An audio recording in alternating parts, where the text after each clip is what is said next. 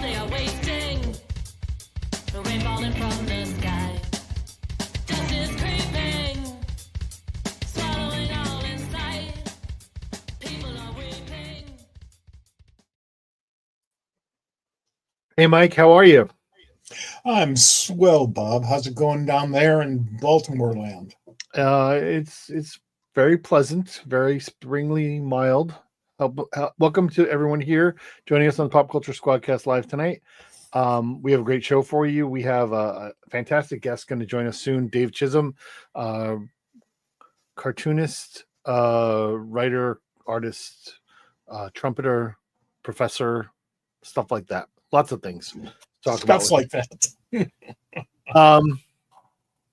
It's May.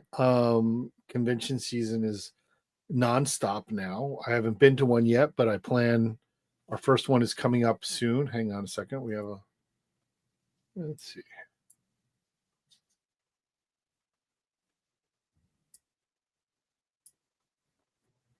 Hold on one second here. We have a little bit of a technical delay. Creating a new stream or just remove this. Okay. 1 second. Move. It's time for me to talk about tubes and wires again. Go ahead.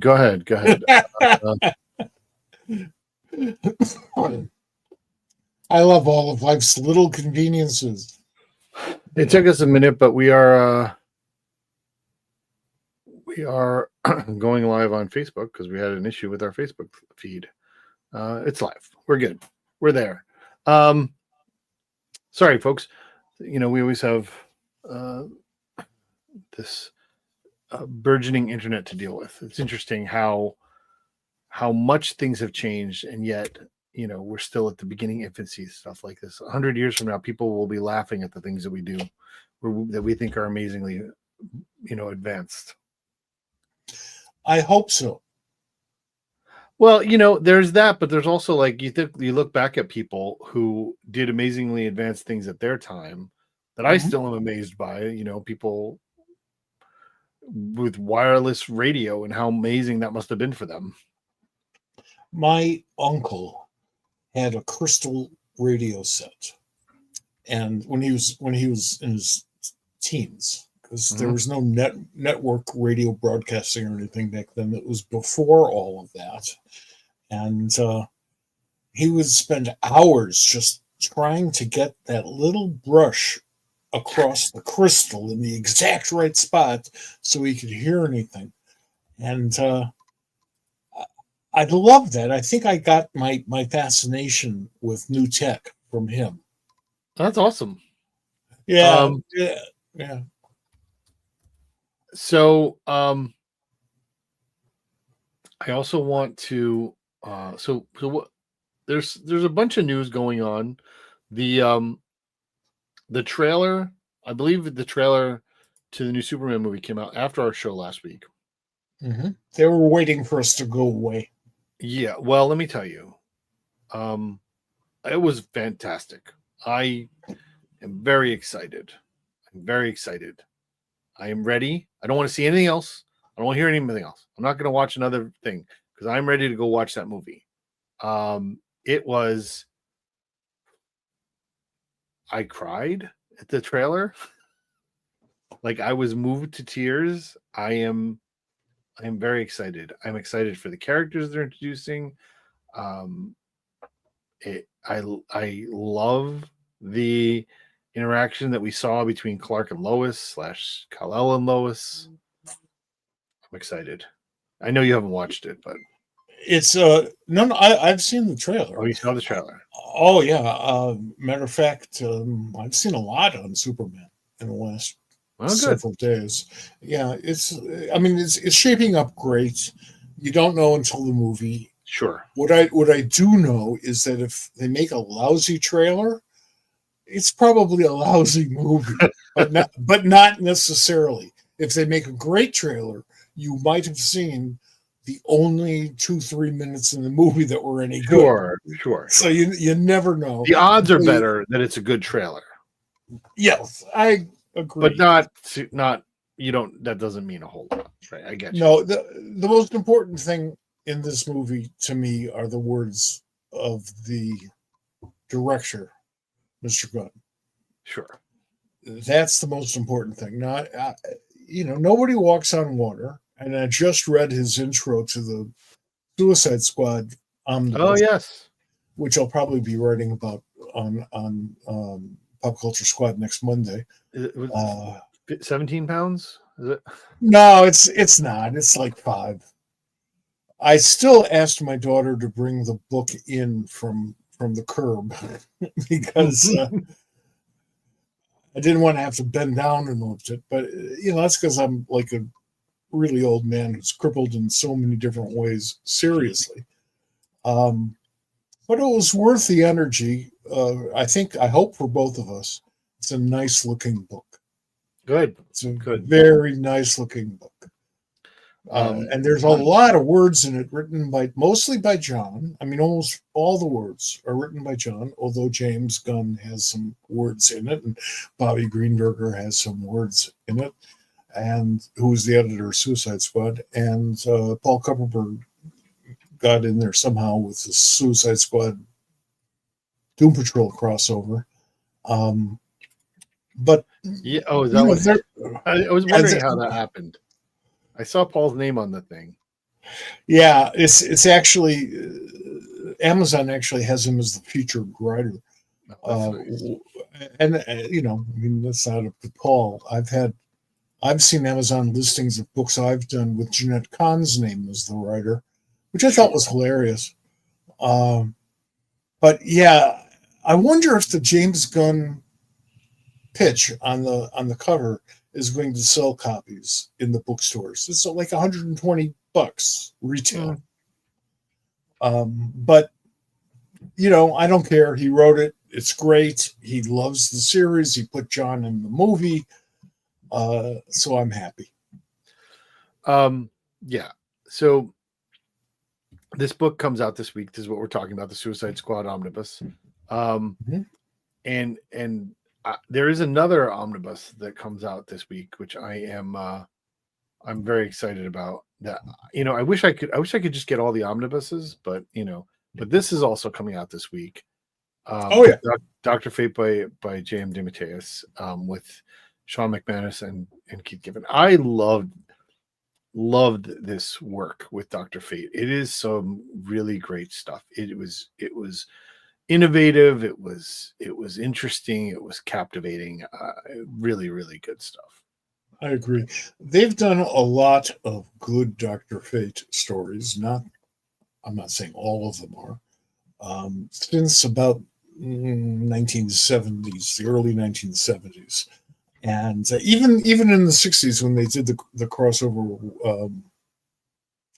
the Julie Schwartz crossover. That Murphy Anderson wrote, drew. Beautiful stuff, good character. Of all of the sort of mystical superheroes, Dr. Fate, to me, is the most intriguing. Not my favorite, but certainly the most intriguing. And so many people did such good work. And I have an original of Walter Simonson's Dr. Fate right here on my office wall. I am staring at it now. That's awesome. Yeah, I love the character so much. Walter asked me, this was in the 70s, he asked me, like, of all the stuff, what would I like him to draw?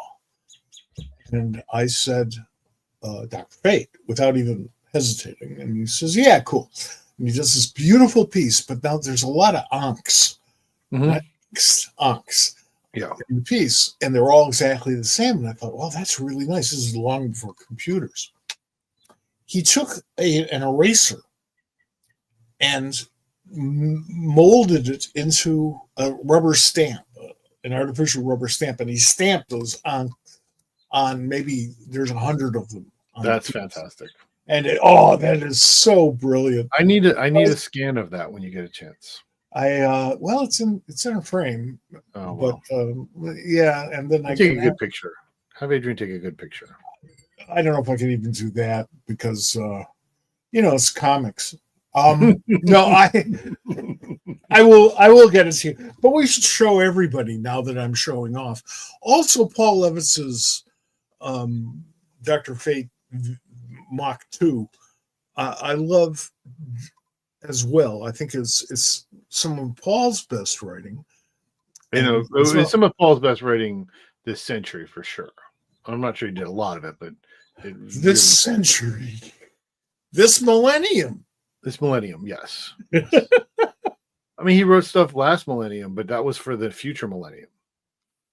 That's true. Well, many millennia down the road. Many millennia down the road, 10 millennia in the future.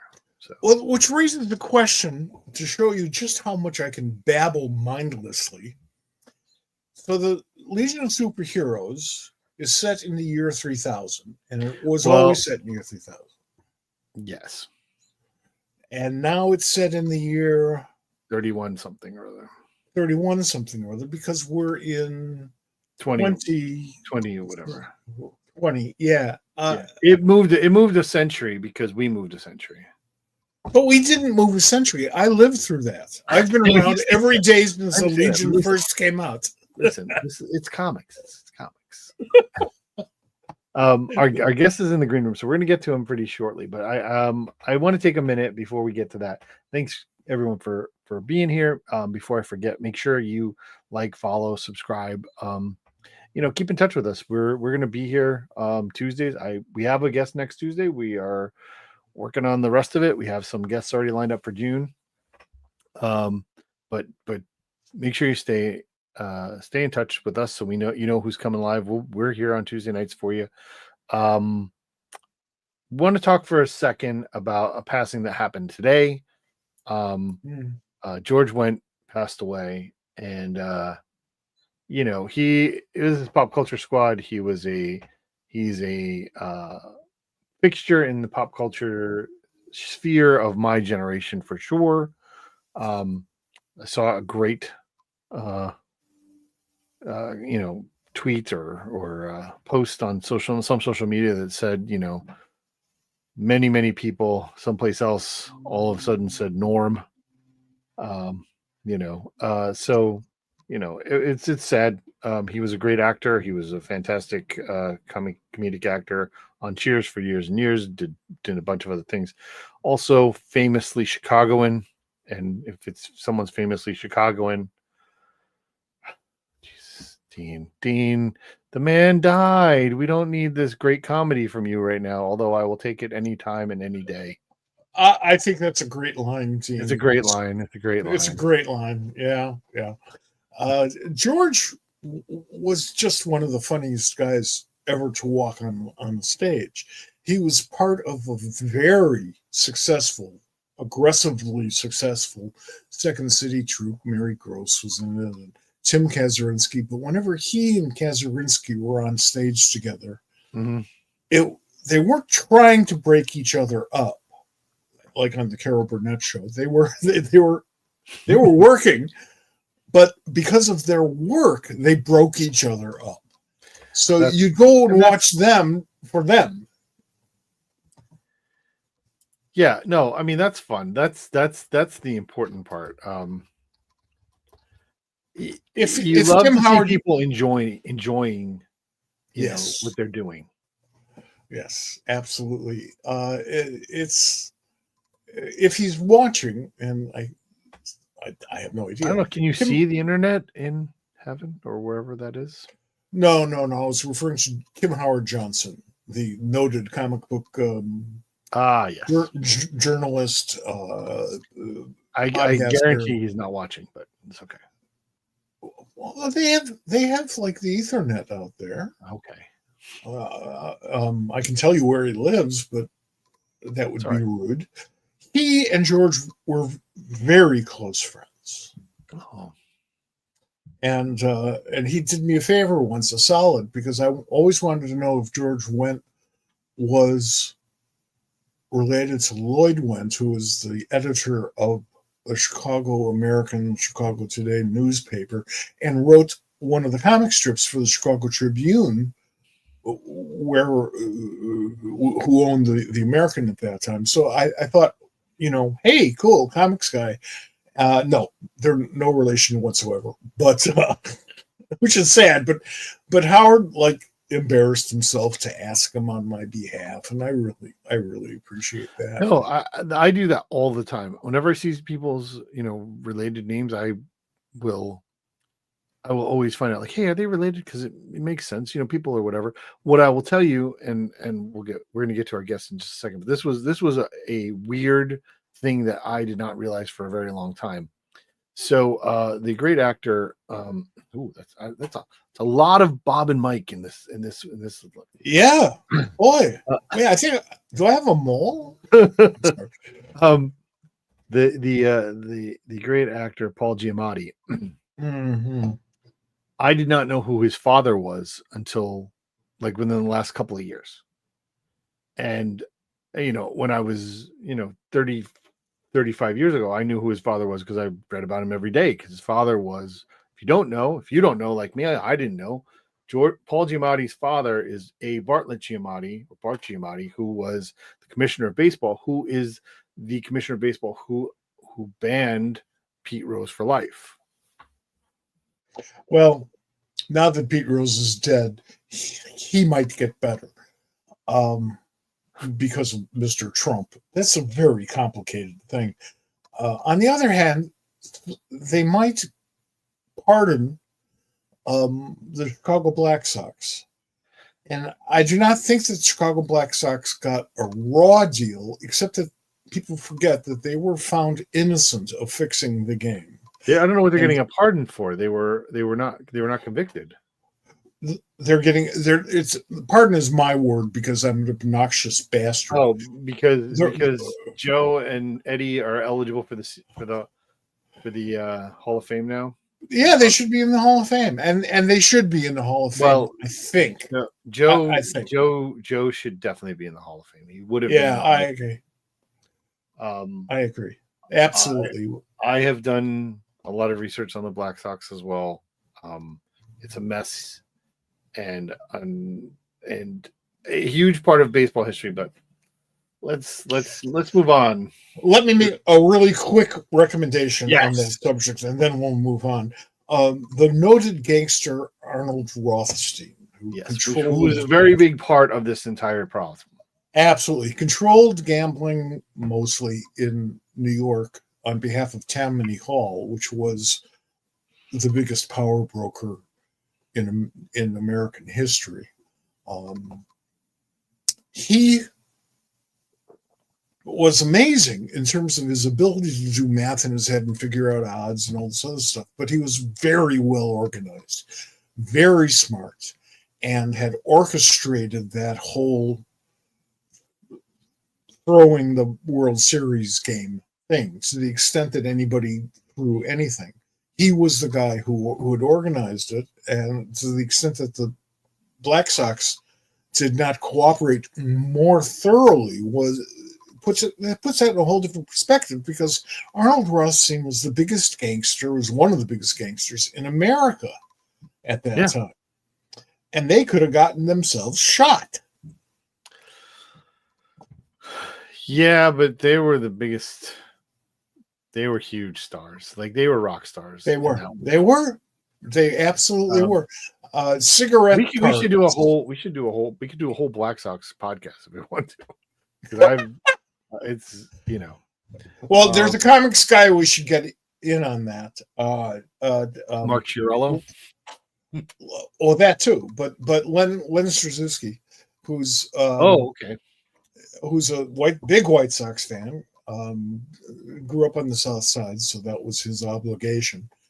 And one day for his birthday, he was out in New York, and Brian Augustin and Bobby Greenberger and I took him out to Mickey Mantle's restaurant. And it just so happens it was at a time when Mickey Mantle was there at his restaurant. And Len was able to introduce himself and shake his hand and stuff. And I thought, wow, what a birthday party. That's cool. That's cool. Absolutely. Anyway, that's that story. It's a good one. Listen, baseball is pop culture. It is. I might try and see if we can get Joe Harris on the show. He's writing a book about the comic book that's a horror/baseball book. Okay. Any gorillas? I have no know if there's any gorillas yet. We but need it a is gorilla. we we will find more gorillas. In the meantime, let us talk about some amazing comics. There's probably going to be some discussion of music. There might be some discussion of ghosts. There will definitely be some fun to be had. We are going to have our guest join us right now. It's the first time on the show. Big fans of Dave Chisholm, and he's going to join us right now.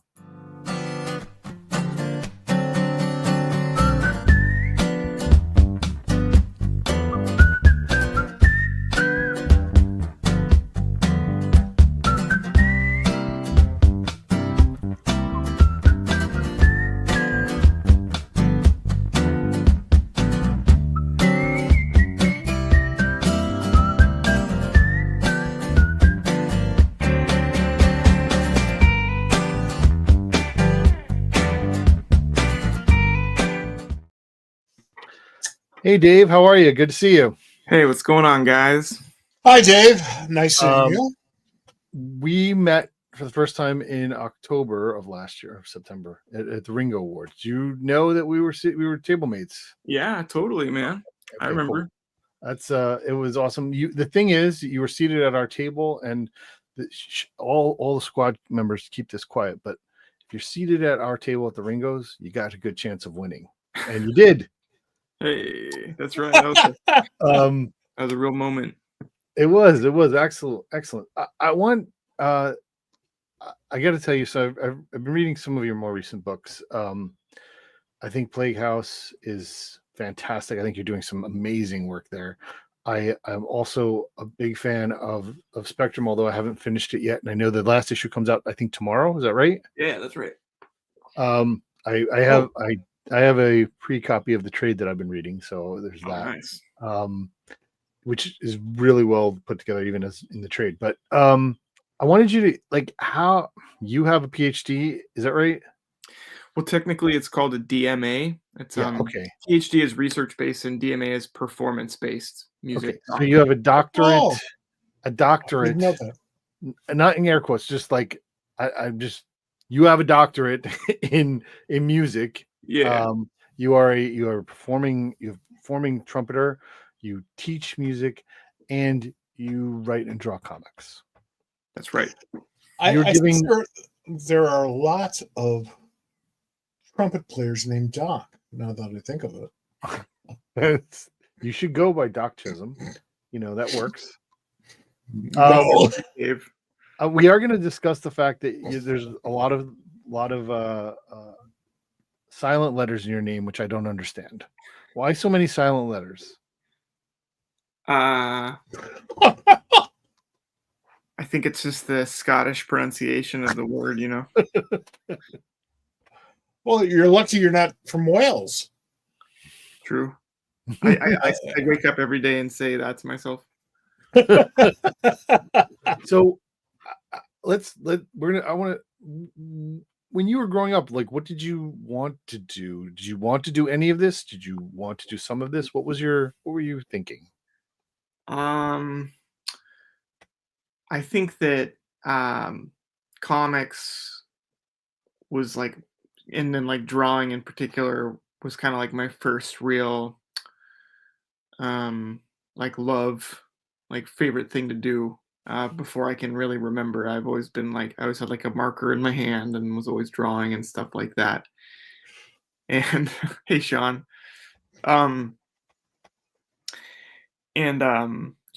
I had just a perpetual supply of comics coming in all the time when I was a little kid, and it was How did that happen? How did you have perpetual supply? oh man,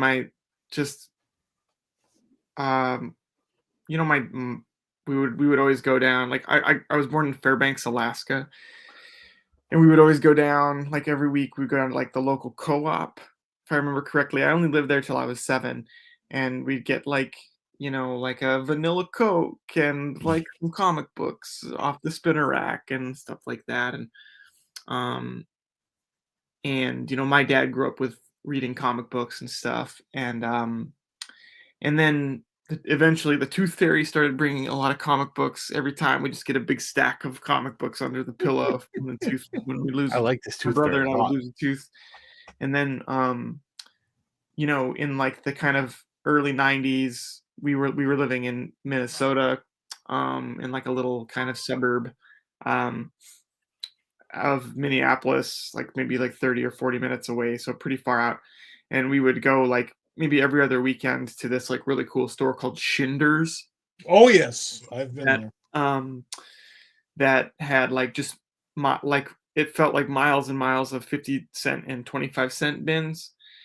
And I remember my brother and I, we could get like 20 quarter, like 25-cent comics, 10 um 50-cent comics, and then we could each get a couple of like the new comics off like the new comic shelf and stuff like Nice. that.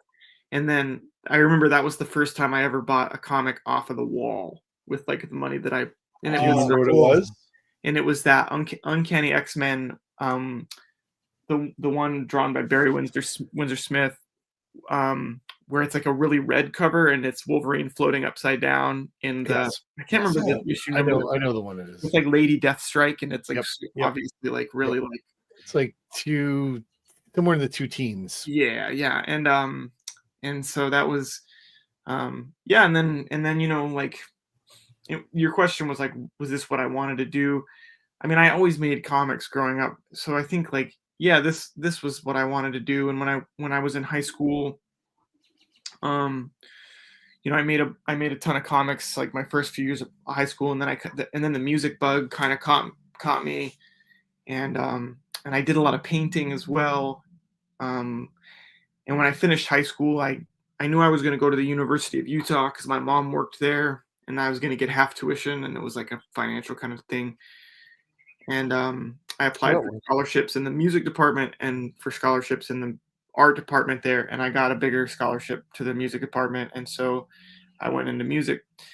And then basically from that point forward, my adult life has been kind of like ping ponging back and forth between jazz music and rock music and playing in bands, and then being like, oh, I never want to like be in a band again. So then I started making comics because I want to just do something by myself.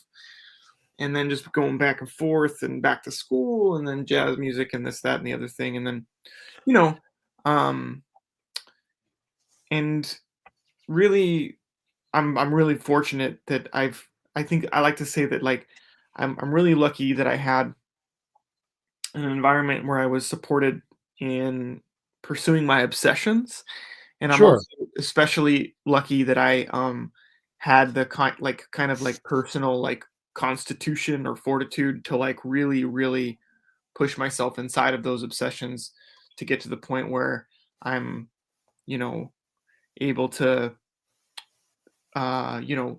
make a living teaching and doing this stuff that's like all what I've always really been into. I mean, like the first music, like I said in my Ringo Awards speech, the first music I ever remember hearing in my life is Miles Davis, so to get to do like the graphic novel biography of like the person who inspired me to like play trumpet, it's like pretty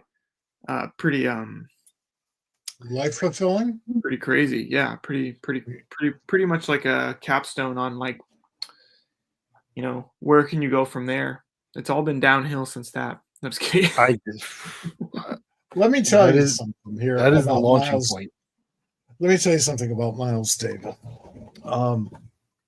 There was a delicatessen, a really good delicatessen, across the street from Northwestern University in Evanston, Illinois. And the jukebox, yeah, I'm old. They had jukeboxes. The jukebox there had Miles Davis on it. That's cool. I had never seen before or since Miles Davis so well represented on a jukebox. For me, the connection between comics and music, particularly what we now kind of call American roots music, has been conflated. Because when I was like 2 years old, I was turned on to comics by my sister, who grew up with the earliest days of rock and roll on the radio. So if it was before Top 40 radio. So if there was a rock show on, it was on in the house, in the apartment, and everybody could hear it, certainly me. So for me, the connection between music and comics has been very, very strong.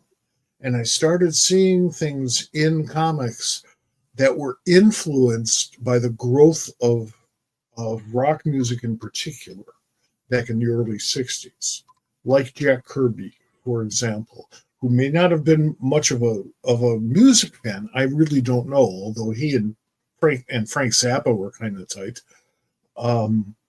But definitely the music that was coming out in the early to mid 60s influenced Jack's work enormously.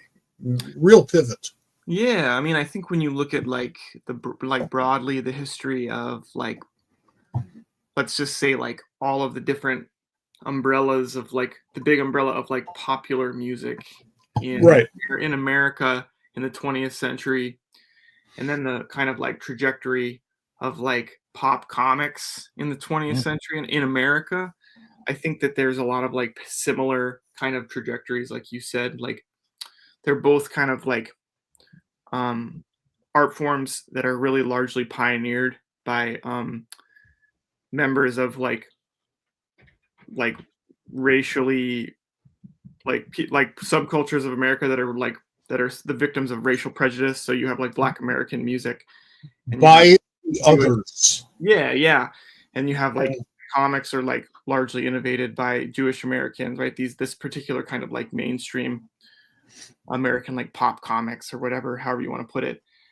And they're both like art forms that really started very much in the broad cultural sense as like low art, and then over the course of the 20th century really elevated to like the status of high art. Even like the fact that like work by a Jewish American art cartoonist won the first, like by Mouse by Spiegelman won a Pulitzer Prize, and then just a few years later Wynton Marsalis won a Pulitzer Prize for Blood on the Fields. That's true. I hadn't thought of that. Wow. And so I mean, this is stuff that kind of goes through my head, and the stuff that really makes me geek out about comics and music though is more like the kind of like formal similarities that you can kind of like graft on to comics to be representative of music or like symbolic of music.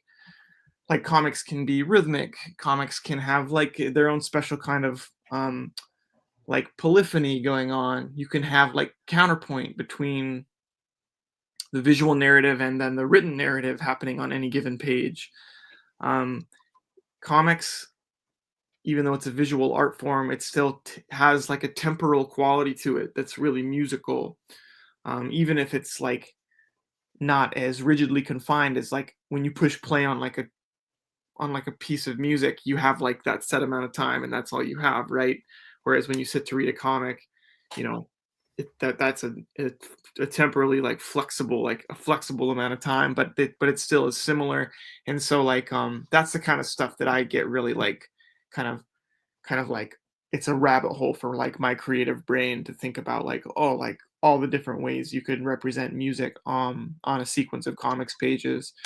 And so that's kind of a big inspiration for a lot of the work that I've done, that I've had published anyway. So, well, that makes perfect sense to me, and I identify with what you're saying. But what amazes me is how comics were able to pick up the energy of different musical movements at the time. If you're not thinking of Miles Davis, for example, when you're reading some Alex Toth, you may be missing a point or two there. You know, if you're experimenting or you're working outside the box, chances are you're trotting the same ground that great 1950s and 60s jazz trotted.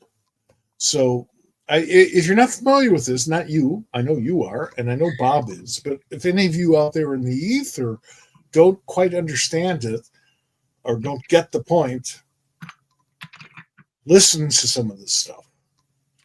Yeah. Listen to some of the stuff. Everybody's on the internet. You can find it all over the place to listen to. without ripping anybody off, maybe. And you should listen to it. There's some great Dave Chisholm stuff that's free on his website. I'm just gonna let you know. Oh, that's I will post that in the comments. But yeah, thanks, man. Thanks, Bob. There's it's on Dave Chisholm Music because Dave Chisholm Cartoon is not you. No, but I do own the domain davechisholmcomics.com. Okay. And it just goes to that same website. Yeah, that's fine. I want to. There was a comment I saw.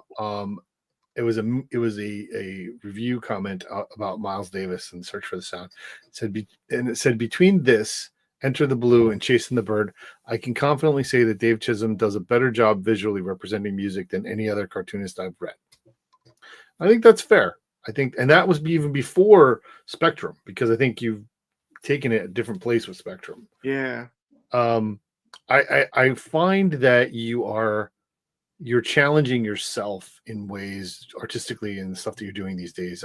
I think, and it's really some amazing things. Mike and I were I was telling Mike earlier about the splash page in issue 2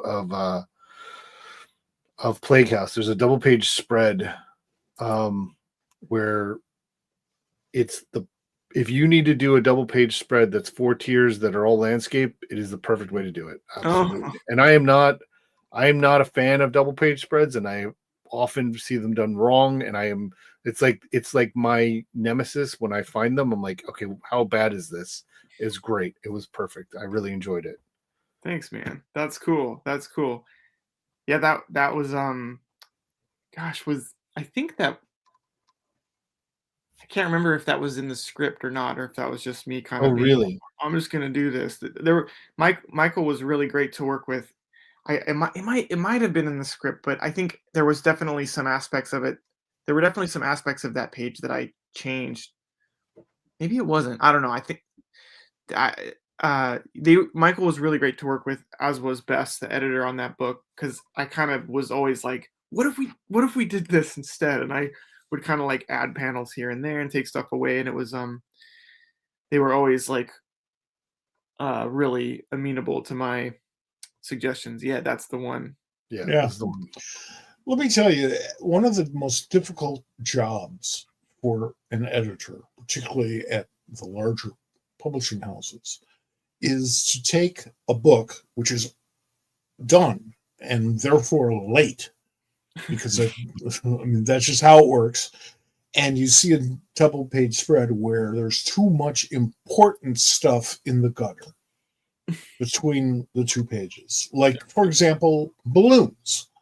But sometimes people would just sort of work in some artwork that's critical to the story that may or may not be visible depending on what end of the print run the reader has received.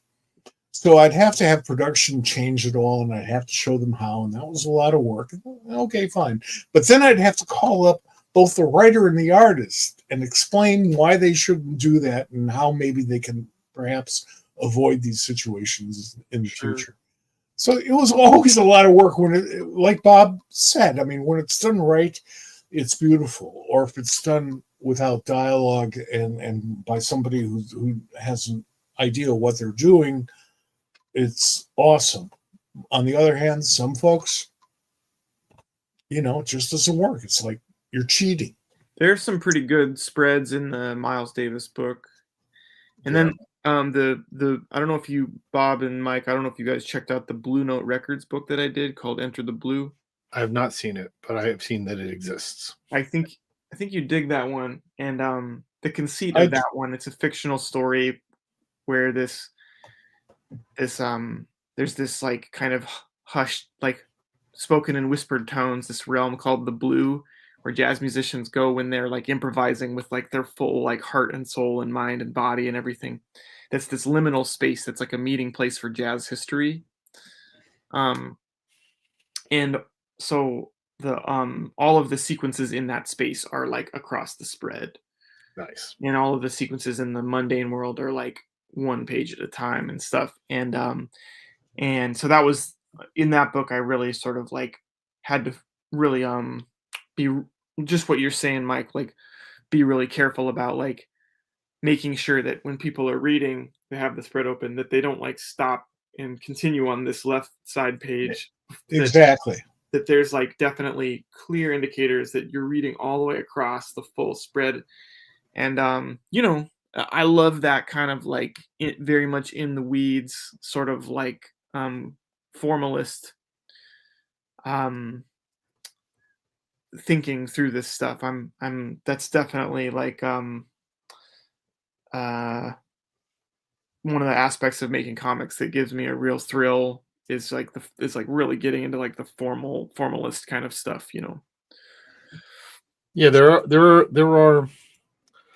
um, there are things about making comics where you need to like check the boxes on certain things. Like you need to do those things where there are certain ways to do things, and you know you may not have thought about it. Because one of the things, and I wanted to come back to this, something I thought of earlier when you were talking about different type, you know, both music and comics in certain ways, and they're both subversive art forms. And it's interesting when you see subversive art forms be co-opted by mass media, because there's always, you know, it's always a triumph, but at the same time, then you're like, well, wait a minute, this was protesting, Mhm. you know. But I get that, and there are so many technical things, like especially I've noticed in Playhouse and I've noticed in Spectrum. There, you're really you. I don't want to say this. I don't want to say that it's obvious in a negative way, but it's someone who studies the form and studies and sees that, oh, you're doing a triple Lindy, you know, great job. You know what I'm saying? You know, it's like that kind of thing. Sure. I want to talk a little bit about Plague House, Okay. and what you know. You said is Michael's great work. Michael has been on the show. He's a friend of the show. He's a friend of mine. I love him. This book is crazy. This is, I mean, he does a lot of great stuff. What I found interesting is that I hear Michael talking in the words, and it's weird because these are things that it's weird. It's weird being in the space where I am, where I know the author and I know what he thinks and how he thinks. Mhm. So it makes a lot of sense that he would have these kinds of thoughts and stuff. Did you find that experience at all? And how did that work out? How did you guys get together? Was it? Oh, well, you know, there was an anthology that never came out. It's kind of like Whoa. Oh, at least it's not us. No. He'll come back. He'll come back. am All I right. did I go You're back. You're back. You're back. You said there was an anthology that never came back. There's an Came out. Came out. anthology that never came out a few years ago called Tales from the Quarantine. Hmm. And we did a page for that anthology, and that was the first time we had collaborated.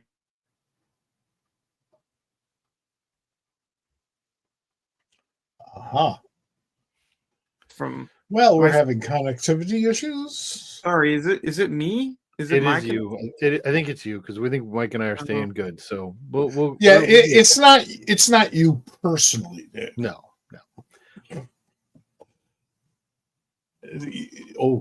Oh, that's so weird. Those freeze frames.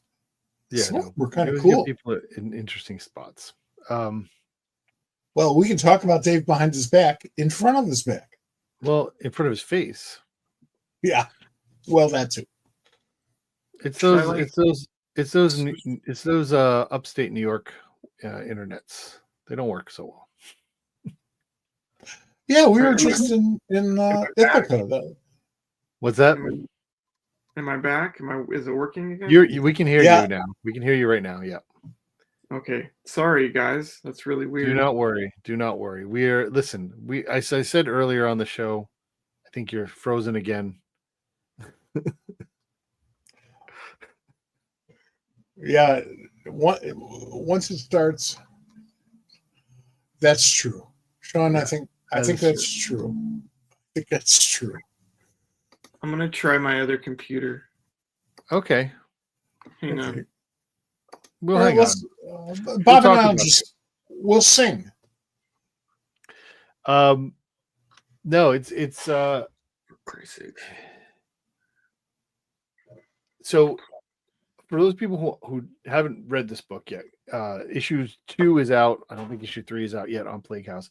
It is it's about some people at the beginning who are kind of ghost whisperer type people, who go into like haunted houses and do things, but then it's so far been revealed that there's actual ghosts that this one guy is kind of dealing with, and then there are consequences in his actions in terms of clearing things. It's super interesting, but the art is a major factor in what makes it interesting, because the stories are great, but just the visuals that Dave's putting into it are excellent. He does the lettering, and I think he colors it too. He's like, it's Michael, and then all the rest Dave. Sorry, guys. I have to download a new browser on my other computer because it doesn't. Safari doesn't work. Yeah. That's where you look good right now. So we can you can talk a little bit while you do that, if you don't mind. So you the first time you worked with Michael was on that Tales from the Corner, which I heard about that. But it was also in the time when there was tons of things that were happening that you just never got everything you expected. So I didn't know it never happened. It never. I mean, it never happened, and there's some people who are like really mad about that. I'm sure. Which is their, that's fine. Talk to anybody who had a story in the last Dangerous Visions, because Harlan was sitting on those manuscripts for 40 years. Yeah. Well, there's that. We and then I got an email from, I think I was contacted by the editor first about this, and I guess they just were like, we both like Dave's work, which was really cool. Yeah. And yeah, I mean, and it's been really it was really easy working with it. I finished drawing it, I think maybe a couple weeks ago. I finished doing all the work on it and everything. And I love being able to like do all of the parts, to not have to like, I don't want to like, it's a me problem, you know what I mean? It's not like I just have a really particular like look that I expect, and at this point, like, colors have become such an integral part of my process that if I'm not like coloring my own stuff, it never like looks right to me. So yeah. Listen, it's part of being a parent. Sometimes you just have to let go. You're gonna get to that stage soon enough. All right. You always have to make those choices as the deadline gets closer and closer. All right, I've got my other computer here. It might be a little bit better. So let me So just join over there, and I'll pull you one out and the other. You can join both. All right. Oh, we can have two guests. We could have them on twice, but we won't. Okay. Camera 1, camera 2. Okay. All right. Whoa. Ta-da! Oh, Yeah, look at that. Look at that. You're someplace else. Yeah. It's a whole new vibe. All right. So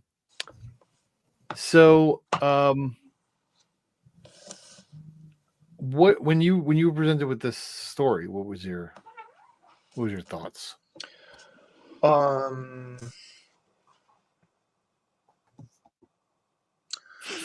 My first thought was I just like got out like every like Alex Toth book that I could get that I have, and I just like mainlined that stuff for like it was like the only stuff I read for a couple weeks, and was really just focused on it, and especially any like horror stuff that he did. But just really like getting inside of like smart panel composition, and sort of like my work can sometimes be a little finicky, and I didn't think that was, I suppose, like I wanted to be able to like turn noodly finickiness up as when I wanted to, and have it be like I kind of think in terms of like sliding scales, right? Like saturation is one slider, and like the amount of black I use on the panels is another slider, and this and that. And one of them is like information density in a panel, and one of them is like finicky, kind of like noodliness to the art. Like how many, like if you were to stretch all the lines on this one panel, would it go to the moon or not, right? Um, and so I just when they sent me the synopsis, I was like, I really want to like mess around with sort of like having some really simple stuff on it, and not like not like in a bad way, but like in like that Toth kind of way. Um, and then and then I got thinking about like these three main characters, like each representing kind of like a different cross section of humanity, right? I mean, it's obviously the case, and you know, maybe taking some of the things in Michael's script that were like a bit more naturalistic, and sort of turning that down a little bit. So like when you watch these like ghost hunting shows, and I love like any hokey like ghost hunting TV show. Like I get a real kick out of watching those things. Um, um, they always wear the same clothes like every time. It's like they have a Mhm. little uniform that they wear, Mm-hmm. and you get the sense that it's like part of their like personal identity is like, I'm gonna wear all black cargo pants like all the time, and like a tight black t-shirt all the time. And so really giving, and this isn't, none of this stuff is like an original thought for comics. I'm not like reinventing the wheel here, but with this book I was like, all right, Dell is gonna look like this, and Holland is gonna look like that, and Jacob is gonna look like this, and then that's like just that's how they're gonna look all the time, because it's very much part of their identity. And when someone's like a priest, um, maybe like the really secure priests can go out not wearing like the collar, but Jacob's not a very secure guy, right? Yeah. And you think No. about Dell is like this like ghost hunter, like ghost bro kind of dude, and Dell similarly is like he's like, I don't think he's not very secure in who he is either, so he feels Of the course need to not. always like be on all the time with this like look. Um, and then uh and this was all before I did the character designs and everything.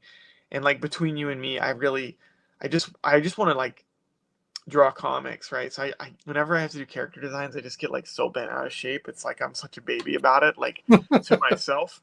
Because I don't know what it is. I don't think I do my best work when I'm doing character designs. I think somehow they come alive when they're like in acting on the page, and when I draw them like standing there like trying to look cool, it always look I always just get like really annoyed at my work. That's like the one time I'm like, this isn't good work, right? And then as soon as they're on a page, I'm like, oh, this looks good. It's working. I believe that this is happening, or whatever, however you want to think about it. Um, and so um, yeah, and then it was like off to the races kind of. Once I got the script from Michael, it was like, let's go. Let's like get this let's get this done.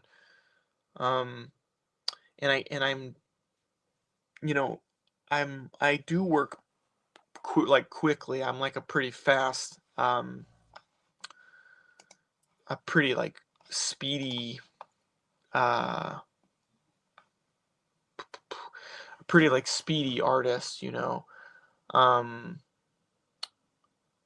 I think that if I could put on like my teacher hat a little bit here, like because I teach like some comic classes at like RIT, the Rochester Institute of Technology, Mhm. and I a lot of my students are like illustration majors, and I'm like a jazz trumpet major, right? Like with jazz music, you make your choice, and that's the choice that you made. That's I right.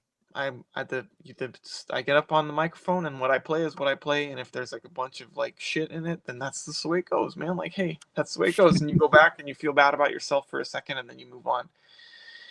And I would like I sometimes watch my students work, stand over their shoulder and watch them work, and if they're like working on a computer, it's like they like draw the line, and then they push Command Z, and they draw the line and push Command Z and draw the line, and they just and they do it like 30 times just to get one line. And I'm like, and again, not to like, not everybody's like this. This is like, it's not fair for me to characterize everyone like this, but a lot of the times I see people practicing and reinforcing a really inefficient process where they have to have every wrong answer before they have the right answer. And I Sure. was like, what if you just put the right line down the first time? Like, what if you just did that? Could we try that? Just getting it right the first time.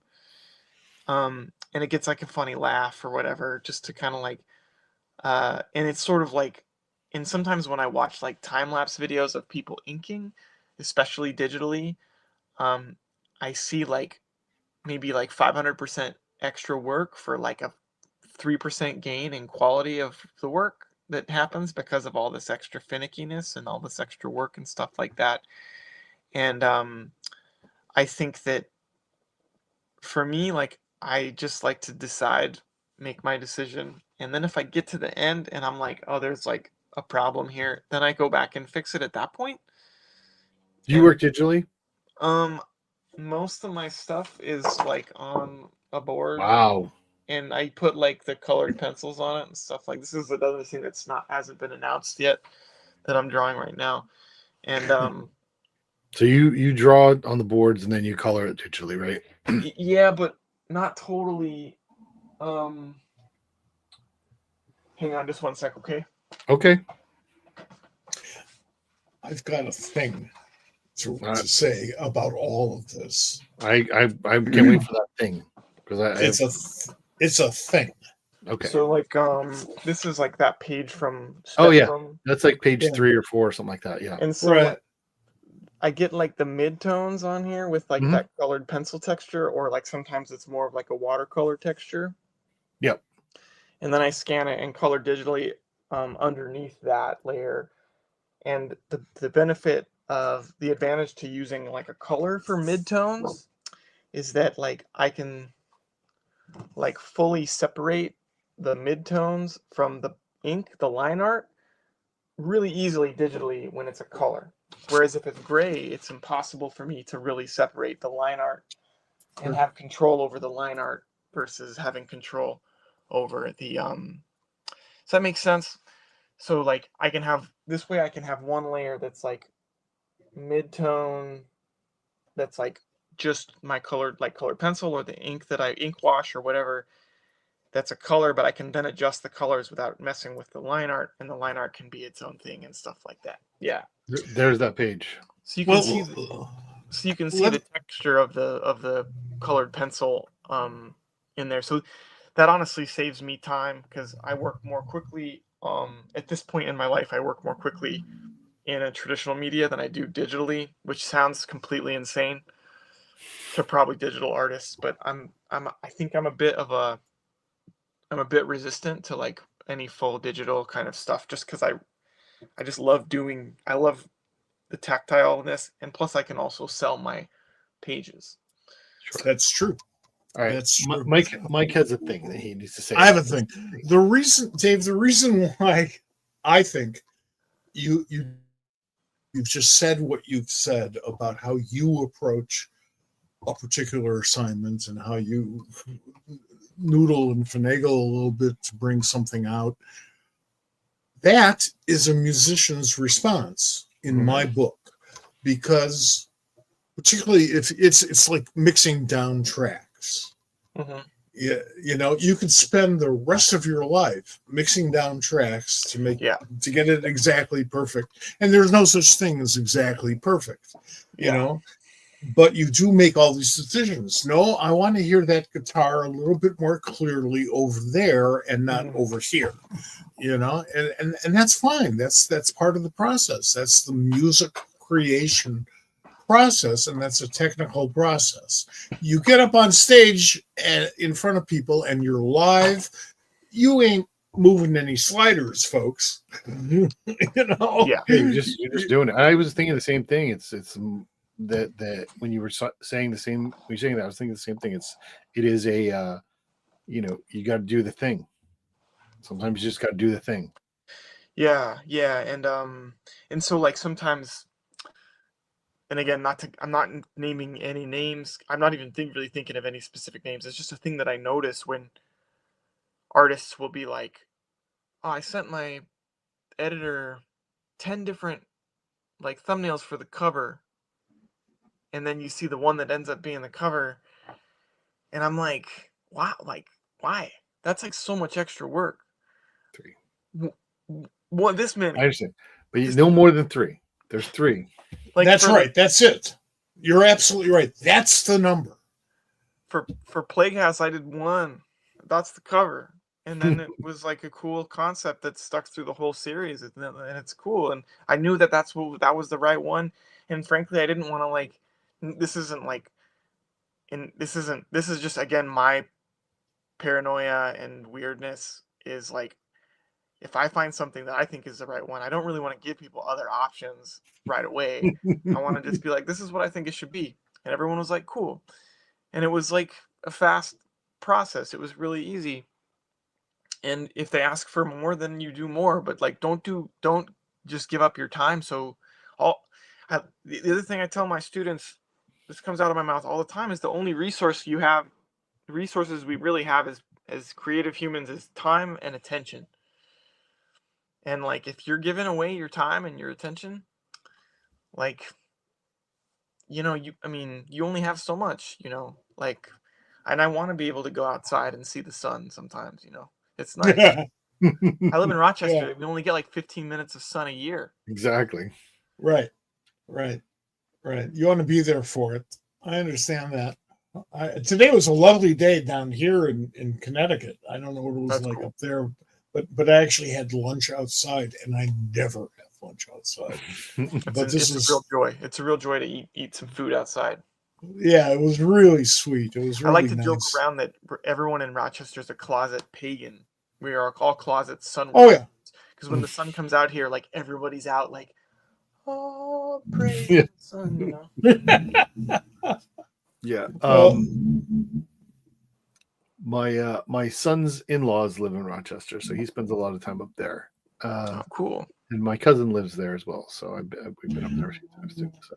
Ed Small world. grew up in that I think area. Ed's in the area as well. Yes, I told Yeah. Ed Cato, who's on Pop Culture Squad, that we were having a Rochester guy on the show. He's like, "Oh, who's that?" I'm like, "So," I said, "Dave. Oh, the Miles Davis guy. That's what you referred to as." Fair enough. I want to let you know that I got a message from Philip Johnson to say, "Hey, I have a question of why you guys have not worked together and when are you going to work together? Because I think that's like a marriage, like it has to happen." Oh, the Superman Philip? Yes. Yeah. Oh, Yes. yeah. I've totally Like, do want how is that? How have the two of you not collaborated yet together about I'm willing- super trumpeters or something? Can I be honest with you? Is that he's like way established in writing like all these like super high profile books, and I'm like Well, down here. listen, I said you were on the show. He said, "Oh." He said, "Oh shit, tell him to hide from me." Well, there you go. I have he's a super cool guy. I think he's He an is super. amazing writer, and yeah, I would totally jump to collaborate with him on something. It will be epic. It will be epic, and I'll say that. Yeah, I mean, I But think no. it'll happen. I want to talk about another collaboration of yours, and one of the interesting. I want to talk about Spectrum, but I was thinking about this earlier. When we do the show, I prepare and kind of like think about people. Both Plague House and Spectrum are your two newest, books. They're both sequential and single issues, but you're not writing them. Yeah. But I feel like you could have. I feel like there are things that could have, something you could have written. It just feels like it comes from a sensibility of yours, and I think that you're the perfect person to do both these books. Oh, that's very sweet to say. Let's talk about Spectrum and where this came from. Yeah. Well, Rick is totally brilliant. Like Rick is an old friend of mine. We're like part of a Slack group that with like 3 people in it total. Like we just like share creative stuff, and Rick is like to me, like Rick is a really great editor. Obviously he's a great writer, but he's a really great problem solver. If I'm ever like, if I'm writing something and I run into like a brick wall and I'm like I'm like, I've written myself into a corner, I know I can bring it to Rick. My two editors are like Rick and my wife Elise, and they're great at editing, like in different kind of quadrants of like problems. Whenever I have like this kind of problem, I bring it to Elise, and when I have this kind of problem, I take it to Rick. And like there are definitely aspects of the Miles Davis book that Rick helped me out with, because he's also someone who is a huge, obviously if you've read Spectrum, like, you know, he's like a huge Sure. like music guy in a way that's like a nice like we're like a nice yin and yang in terms of what our strengths are and our like depth of knowledge, because like my depth of knowledge with music isn't so much in like the kind of like um ephemera kind of backroom stories and like the legends No. and stuff like that. My stuff is more like what's going on in the music, like what is actually happening in this music, and like what does it mean and how does it all like hang together. And whereas Rick is like, did you know that the guy who wrote this, his cousin is Charles Manson's little brother's like, you know, best friend, and sort of like, and You get that in this book. I mean, yeah, and he it's makes all those, so interesting. I yeah, find that stuff interesting. and so Rick, I just can't get over the fact that Charles Manson auditioned for the Monkees. That's just a brick wall for me. It's like, and so Rick in our Slack group posted this script for the first issue of Spectrum, and he was like, "Hey, like this is what I've been working on," and I opened it and read it, and it was like, "Are you like?" I'm sure that he astral projected into my like subconscious brain and found every single thing that I like wanted to make. Yeah, like I said, it feels that way. Mhm. It feels so much that way. Yeah, and the whole thing is just like that, where it's like it's you know, it's really hard for me to be objective about it, because it's just like everything it's like catered to me to be like exactly what I wanted to draw, like without me having to ask him for it. You know what I mean? And so like I think maybe like an hour or two after he uploaded the file to Slack, I was like, I texted him and I was like, "Hey man, I'm gonna draw this book and I'm gonna color it and we're gonna get it published," you know. And Rick is someone who has done like Kickstarter, like crowdfunding for small projects and stuff like that. Like, and all this stuff is really good. But I was like, I would love to have your work. I would love to be part of this book and see how far we can go with it. And then I drew the first issue, and then I drew like the first like 5 pages of the second issue, and then I got the call from Z2 about the Miles Davis book, and so I had to push pause on Spectrum and do the Miles Davis book. And then I came back to Spectrum after that, and at that point I had some contact with an editor, Chaz Pangburn Mhm. at Mad Cave. Yep. And I I like Chaz. like sort of tested the waters, like, hey man, like I sent him the first issue of Spectrum. I was like, is this something you guys would dig? And there were a couple things that like kind of had to shift around in the book and everything. But eventually we pitched it to Mad Cave, and they were like really excited about it and everything, which was super thrilling. And Mad Cave has been really easy to work with on this for this book. And yeah, and This is a crazy page. it's Like, and great. it's the perfect time. Like the thing about I love so much about this book is that the pacing is just it's perfect. The timing of where things happen. It has it has older feel. It doesn't Yeah. feel like it was written and drawn in 2024, 2023, whenever it was. It feels like it came from something in the 80s or earlier. I'll tell you why that page reminds me of what you're saying, Bob. It's a lot of that for her. Go ahead. Yeah, I understand. But on that particular page, you can reference it. You have this beautiful butterfly art design, and the coloring looks like the old sort of split font coloring from the late 60s and early 70s. You didn't see very much of that in comics because chemical color got confused, but you saw it in many other media, particularly with the so-called underground press, where I pretty much got my start. So you see those types of effects, and it's going to remind you on some level of the late 60s and 70s. You know, split font effect, butterfly, yes. And there's another.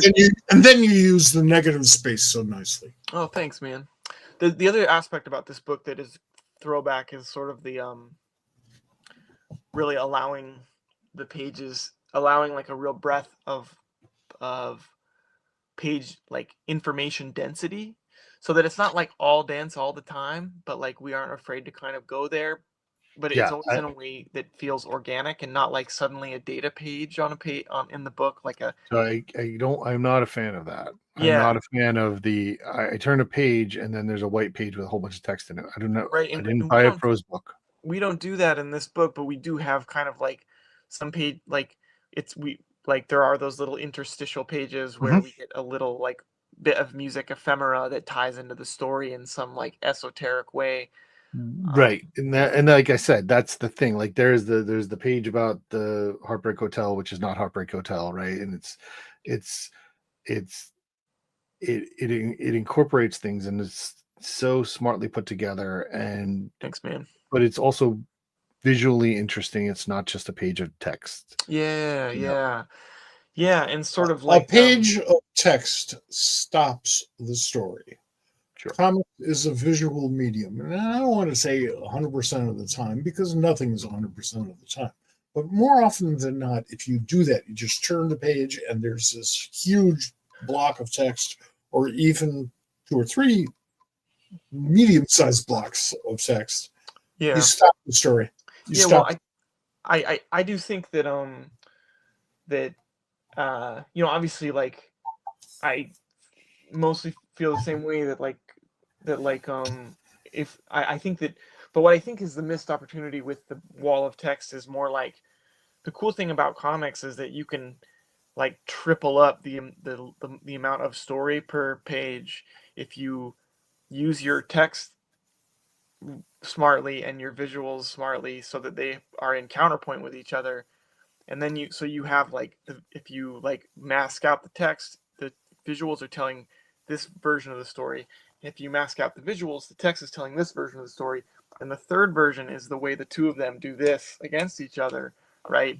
And so always looking for ways to give characters body language that says something more about what they're saying, or like if you have any redundancy between in like narration versus what you're seeing, find some way to make that redundancy like subverted in some way, so that it's like ironic and stuff like that.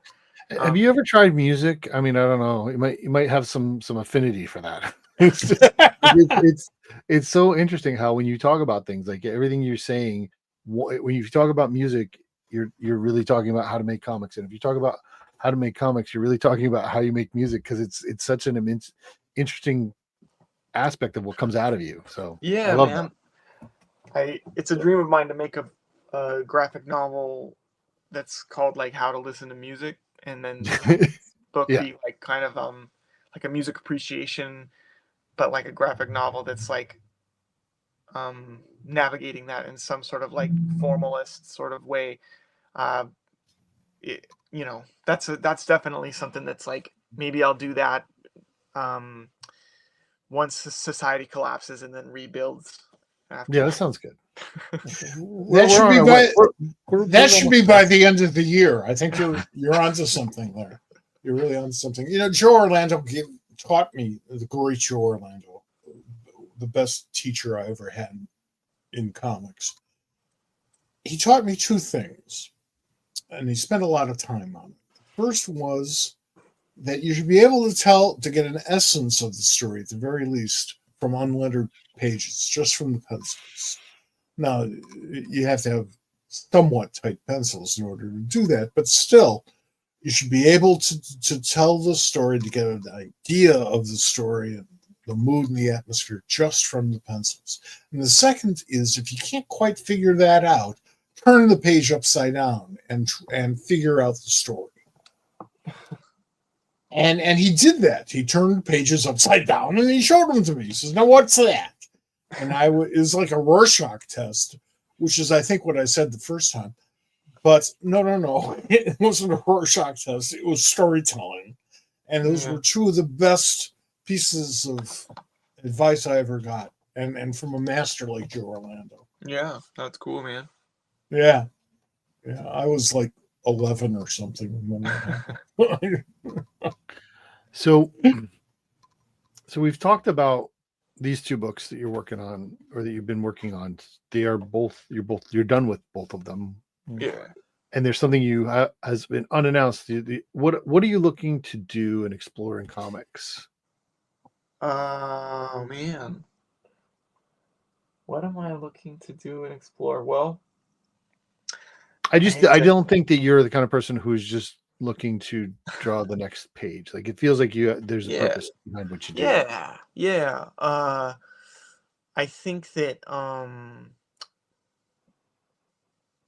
the next project that I'm doing that hasn't been announced yet. I'm like about 70 some pages into it. Oh wow. And it's totally written. It's going to come out as like single issues.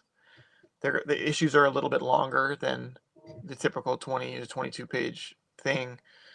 And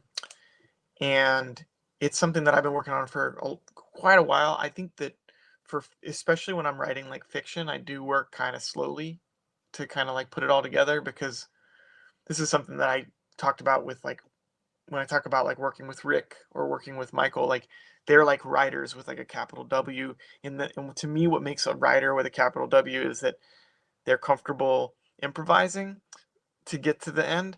And for me, like, I'm comfortable with my art in that way. But when it comes to writing, I like need to make sure that everything is set before I can really get going with it. And so this project is, I think it's it might sound funny to say this once it's announced or whatever, but it's a really personal project to me. I think it sort of speaks to the moment that we're in, as like in the world a little bit. And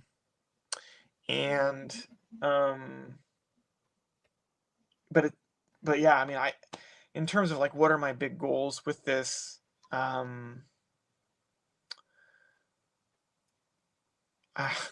I mean, I hate to be like so mundane with it, but like I've got like a 22-month-old kid. I just want to like I would like to establish myself enough that like I'm not like feeling like total like anxiety all the time about like what am I going to do in like 20 months from now when I finish this project and that project, and what's going to be the next thing. It would be nice to like have established myself enough as like a creator, as like an artist, as an author or whatever, to sort of like so that my stuff can so that the stuff I pitch gets like picked up, and I think like it seems like it's working pretty well at this point. It seems pretty good. Like, I think that's a good plan in terms of the kind of like less mundane aspect of the answer, like big picture kind of stuff. I mean, I want to make work that lasts. I want to make work. I um I'm really, even though I do work quickly, I am really particular about like making sure that my works like hang together, that like spectrum, when you revisit it, you're going to find so much cool shit in that book on the second read, on the third read. Same Mhm. with Plague House. There's like all kinds of like I want to make stuff that like rewards multiple, that isn't just throwaway stuff, that like lasts through time. Um, I want to make I mean it would be great to have a perennial kind of book that people are always kind of sharing with their friends and keeping around, and stuff that doesn't end up just like in like the 50-cent bin at the bottom shelf of like the comic shop. You know what I mean? Stuff that people really care about. But ultimately, Bob, I just want to make stuff that I want to read. That's Really, great. you know. We have a question from the peanut gallery here, and since Sean's watching, I'm going to engage, enable him. What has driven you out of the small town more often, being a jazz musician or being a comic creator? Oh, good question. And a little sarcastic. I like that. Happy anniversary to Sean, because they were right around he just celebrated 1 year anniversary, so there's that. Oh, congratulations, Sean. Sean, that's a great question. Congrats on the Eisner nomination for Pedestrian, Sean. I think everyone's rooting for that for you guys. I am now Eisner nominated. I am in Pedestrian. I am the asshole cop. There you go. See, Perfect. I am in an Eisner nominated book. That's great. Go ahead. What's the answer to the question? I don't really advertise these things about myself,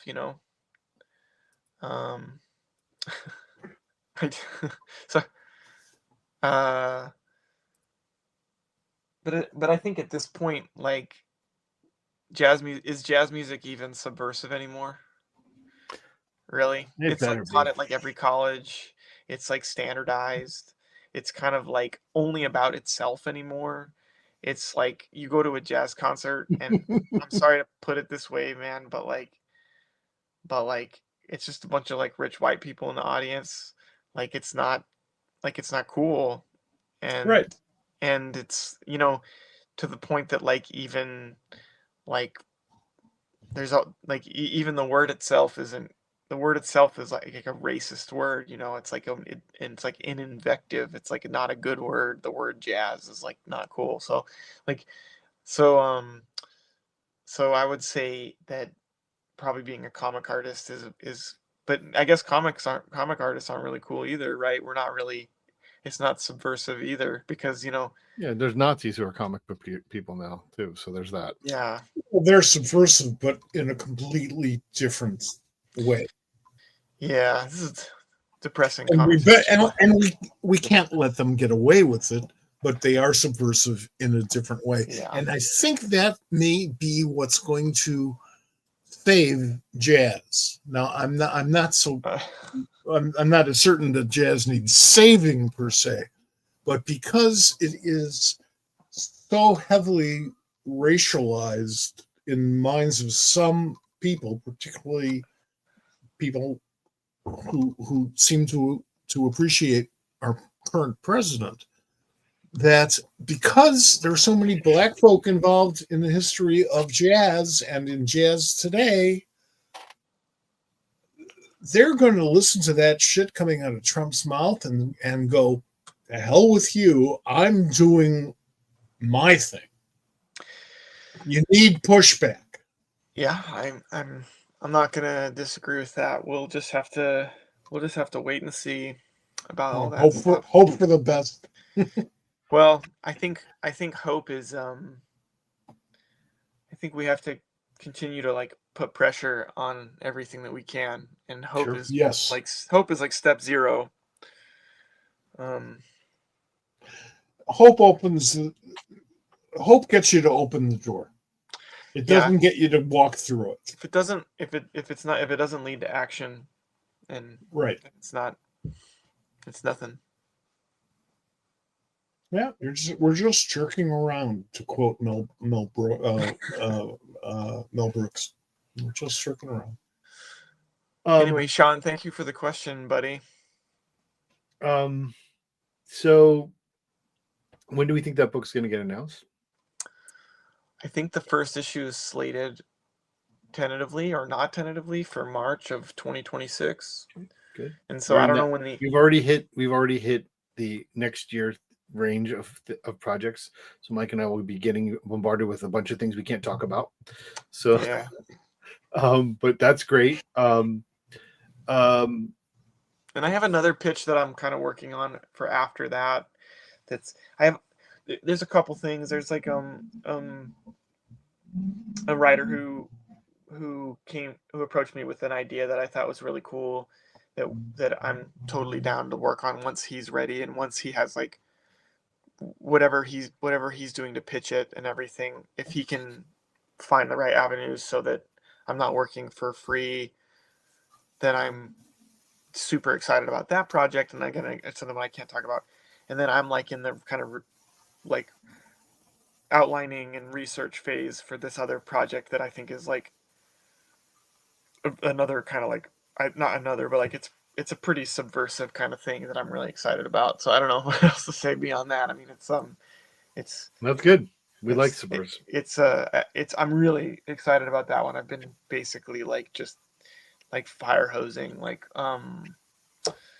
so it's got some like nonfiction elements to it that that or it should be pretty fun. So I'm pretty excited about that. You don't move the medium forward unless you're willing to be subversive. And I'm not just saying that about comics or even comics and music. I'm saying that about life. Yeah, I mean, I think I would also maybe say like the word playful is really important too. Yeah, 'Cause absolutely. It's supposed to be fun. I think it's not just about being subversive. As I think it's like if you are willing to like play around with it, because we're like mammals, man. We just learn by play. Like if we're not playing around with something, then we're not moving it forward. And so I like to always like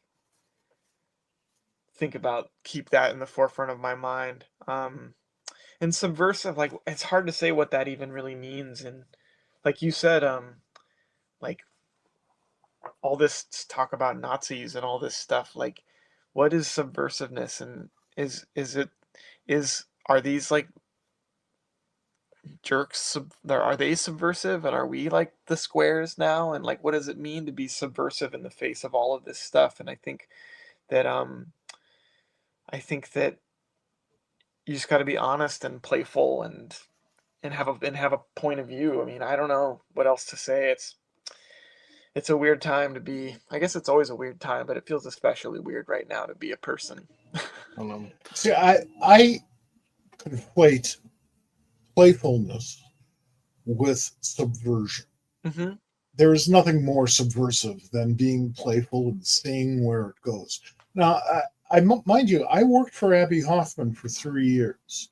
Mm-hmm. So I learned at a very early age the necessity of lightening things up in order to attract attention and get heard.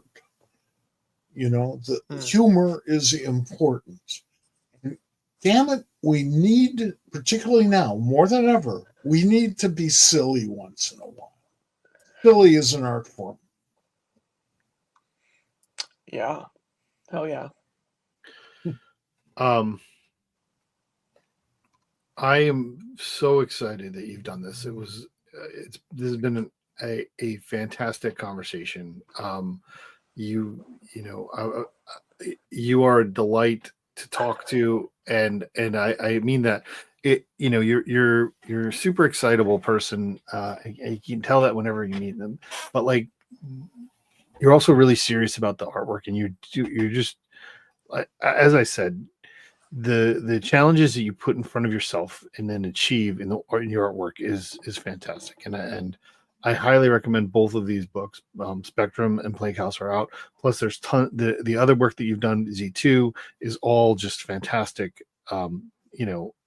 I am excited for what you have to offer and what we get to experience next from you. I saw a beautiful pencil drawing of Miles Davis today, and I want to mention it because Dennis Cowan is the artist. Mm-hmm. Dennis named his first child Davis, and his first child is now like well into being an adult. It's I think it's a piece that's going to be in his this art book that he just did.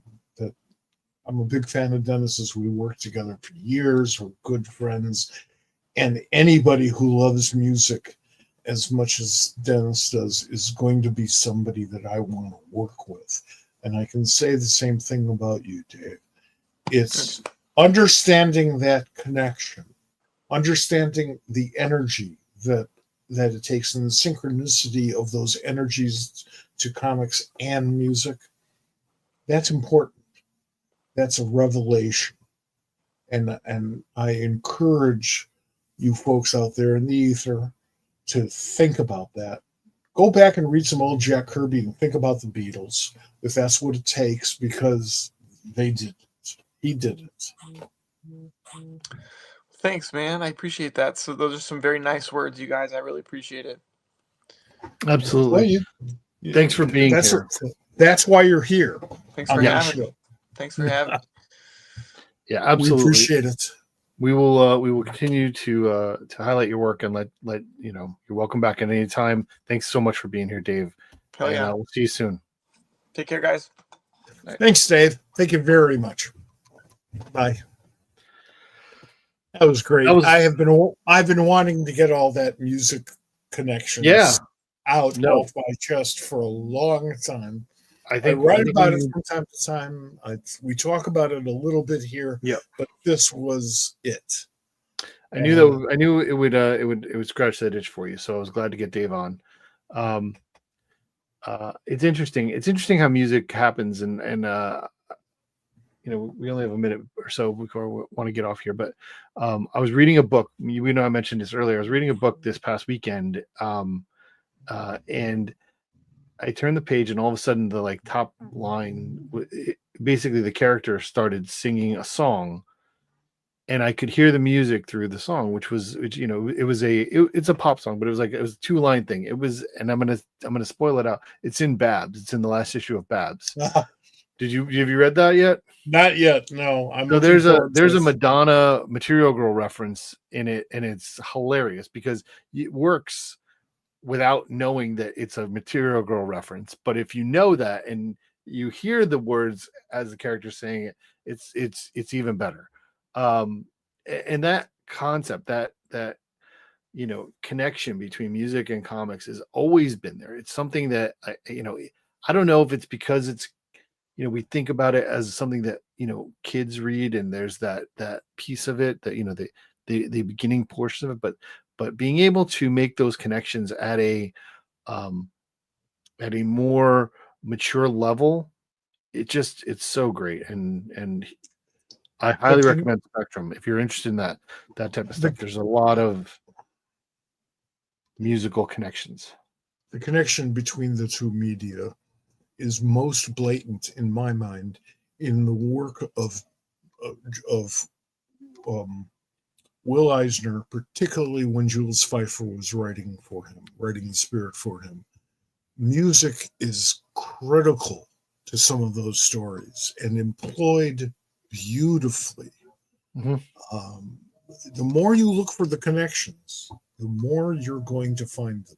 They're obvious once you get that thought in your head. Yeah. Bob, go ahead. I'm sorry. Oh, I'm just saying, there's a book right here behind me that is, you know, musically based comic book. That's fantastic. You know, who's going to be next?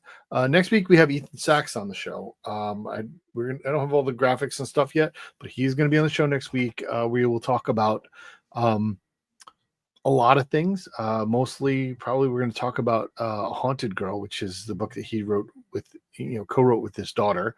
Probably talk about some Star Wars stuff that he's got going on. We might talk about what his day job was, which is super interesting. I'll save that as a tease.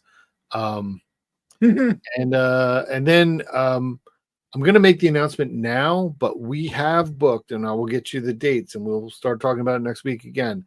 But Kelly Sue DeConnick is going to be on the SquadCast in June. Awesome. So that is booked. That is going to be a big thing for us. Please stay tuned. Please follow us. like us, subscribe, however you want to find out about us. We'll let you know. And we'll be here every Tuesday night. That's it. Thank you, folks, for being out there. Thank you, folks, for paying attention and for listening and for watching and for reading as many comic books as you can. Because that's why we're here. Read more comics. Well, read your shirt to the public. Eat, sleep, comic books, repeat. That's how you do it. That's how you do it. Days doing that, I'd be happy. All right. All right. Thanks again, folks. Thank you, Bob. Thanks, Dave. Thanks to everybody. All right, everybody. We'll see you later. All right.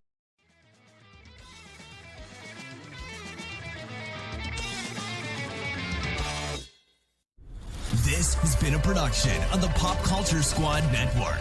PopCultureSquad.com. How do you nerd?